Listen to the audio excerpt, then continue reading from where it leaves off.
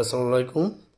আজকে আমি যে বিষয়টা নিয়ে কথা বলবো সেটা হচ্ছে যে বিসিএস প্রিলিমিনারি পরীক্ষার হলে আপনারা হচ্ছে কিভাবে হচ্ছে সময়টাকে কাজে লাগাবেন সেই বিষয়ে কথা বলবো।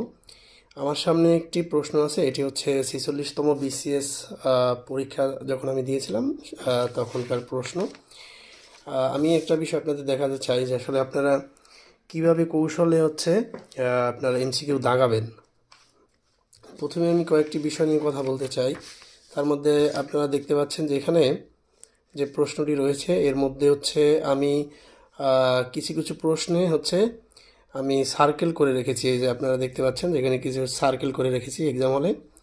এটি কেন করেছি? এটি করার পিছনে হচ্ছে আমার মেইন স্ট্র্যাটেজি ছিল যে এই প্রশ্নের মধ্যে আমি যেগুলো হচ্ছে একদম কিছু কিছু প্রশ্ন হচ্ছে জানা প্রশ্ন, সেগুলো হচ্ছে আমি উত্তর করেছি। এরপরে আমি যেগুলো হচ্ছে সার্কেল করে রেখেছি এগুলো হচ্ছে আমি 50-50 আমার হচ্ছে জানা, অর্থাৎ আমার কনফিউশন যে আমি দুটোর মধ্যে কনফিউশন এরকম যে আমি আহ, এটা হচ্ছে পারতেও পারি আবার নাও পারতে পারি, আমি পরে দাগাবো, এই জন্য হচ্ছে আমি সার্কেল করে রেখেছি। এবং সবচেয়ে ইম্পর্টেন্ট কথা যেটা, এই যেগুলো হচ্ছে সার্কেল করিনি এর মানে এই না যে আমি হচ্ছে সবগুলো উত্তর এখান থেকে করতে পেরেছি। আমি যে কৌশলটা নিয়েছিলাম সেটা হচ্ছে যে আমি আহ, প্রশ্নগুলোকে, এখানে যতগুলো প্রশ্ন আছে প্রশ্নগুলোকে আমি তিন ভাগে আমি ভাগ করেছি। প্রথমত হচ্ছে যে প্রশ্নগুলো আমি শতভাগ শিওর সেইগুলো হচ্ছে দাগিয়েছি। এরপরে আমি দেখেছি যে যে প্রশ্নগুলো হচ্ছে আমি একটু কনফিউজিং সেগুলো হচ্ছে সার্কেল করেছি। আর আরেক ধরনের প্রশ্ন আছে যেগুলো হচ্ছে আমি আমার একদম জানার বাইরে, পরিধির বাইরে, সেগুলো হচ্ছে আমি কোনো মার্কিং করিনি। সেগুলো আমি কখনো সময় যদি পরীক্ষা শেষ করে হচ্ছে সময় যদি পাই তাও আমি এগুলো নিয়ে ভাববো না বা আমি দাগাবো না, এই জন্য আমি ছেড়ে দিছি। এটি কেন করলাম? এটি করার পিছনে মেইন রিজন হচ্ছে যখন আমি পরীক্ষা শেষ করে যখন আমি সময় আমার থাকবে তখন আমি শুধু এই যে সার্কেল দেয়া প্রশ্নগুলো এগুলো নিয়ে ভাবতে পারবো।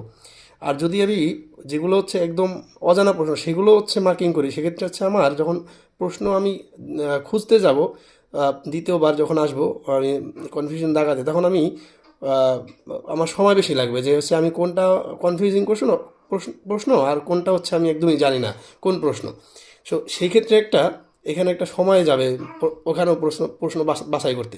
সেক্ষেত্রে হচ্ছে আমি যেটা দিব না একদম ওটা আমি কোনো মার্কিংয়ে করব না। সেক্ষেত্রে হচ্ছে আমি এগুলো হচ্ছে সার্কেল করে রেখেছি। এখানে যে প্রশ্নগুলো আছে আমি হচ্ছে কিছু কিছু সার্কেল করে রেখেছি, আমি এগুলো দিব এই যে এখানে। তো আরেকটা বিষয় আপনাদের, আমি এই 46তম বিসিএসে হচ্ছে সব নেগেটিভ মার্ক বাদ দিয়েও আমি প্রায় 150 মার্কসের মতো তুলতে পেরেছিলাম। যদিও 47তম বিসিএসের চেয়ে 46তম বিসিএসের প্রশ্ন সহজ হয়েছিল, তারপরেও 150 মার্কস অনেক মার্কস। আপনারা হচ্ছে যেটা করতে পারেন আসন্ন 50তম বিসিএস প্রিলিমিনারিতে, আপনারা হচ্ছে কয়েকটি বিষয় খেয়াল রাখবেন। এই স্ট্র্যাটেজিটা হচ্ছে আপনারা ফলো করবেন। পাশাপাশি আপনারা খেয়াল করবেন যে প্রশ্ন কি কঠিন হয়েছে নাকি সহজ হয়েছে, এটা আপনারা বোঝার চেষ্টা করবেন। এটা বোঝার জন্য হচ্ছে আপনাদের মোটামুটি 1 ঘন্টা পার হওয়ার পরেই হচ্ছে হলের পরিবেশ সব কিছু দেখে আপনারা বুঝতে পারবেন যে প্রশ্নটা কঠিন হয়েছে। তারপর হচ্ছে আপনাদের পড়াশোনার দীর্ঘদিনের পড়াশোনার উপরে বেস করে আপনারা বুঝতে পারবেন যে প্রশ্নটা কঠিন হয়েছে কিনা। যদি প্রশ্ন 47-এর মতো হয়, কঠিন হয়, সেক্ষেত্রে আপনারা মোটামুটি 130-35টা দাগালি মোটামুটি কনফার্ম হয়ে আপনার চলে আসবে রেজাল্ট। আর যদি মনে হয় যে না প্রশ্ন একটু সহজ হয়েছে 47 এসেছে, সেক্ষেত্রে আপনাদের 150-60 এরকম দাগাতে হবে। সেক্ষেত্রে আপনারা হচ্ছে একটা ভালো লিড জোনে থাকবেন আশা করি। এরপরে আমি যেটা বলবো যে আপনারা অতিরিক্ত নেগেটিভ মার্কিং থেকে বিরত থাকবেন। যে আমরা নেগেটিভের কারণে হচ্ছে ঠিকই পরীক্ষায় ফেল করি। এখন এই যে আরেকটা বিষয় যে এখানে যে আমি যেগুলো হচ্ছে একদম এই যে সার্কেল করে রেখেছি, এই সার্কেলগুলো পরবর্তীতে সবগুলোই যে দাগিয়েছি বিষয়টা এমন না। এখান থেকেও আমার কিছু কিছু প্রশ্ন আমি ছেড়ে দিয়ে আসছি, আমি দাগাই নাই।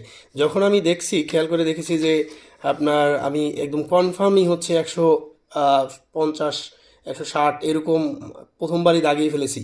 তো সেক্ষেত্রে হচ্ছে আমি খুব একটা রিস্ক নিতে চাইনি যে আমার তো 160-70টার মতো হয়ে গেছে, সো সেক্ষেত্রে আমি আর খুব রিস্ক একটা নিইনি।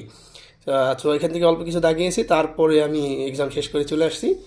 এরপরে দেখি যে আমার নেগেটিভ খুব কম গেছে, 8-10টার মতো নেগেটিভ, সব কিছু মিলিয়ে আমার মোটামুটি 150-52 প্লাস মার্কস ছিল। সো এটা আপনারা হচ্ছে ফলো করলে করতে পারবেন। আর আমি এই স্ট্র্যাটেজিটাই ফলো করছি বিগত 4-5টা বিসিএস, এবং টানা আমি 5টা বিসিএস এর পিলি পাস করেছি 41তম থেকে টানা। সবগুলা বিসিএস পিলি আমার রেজাল্ট আসছে। এটার কারণ হচ্ছে এই একই স্ট্র্যাটেজিতে আমি হচ্ছে পরীক্ষা দাগিয়েছি। এরপরে আমি যখন যদি সময় পাই এবং পড়াশোনার স্ট্র্যাটেজি নিয়ে কথা বলবো। সবাই ভালো থাকবেন আর আমার চ্যানেলটিকে সাবস্ক্রাইব করবেন। ধন্যবাদ।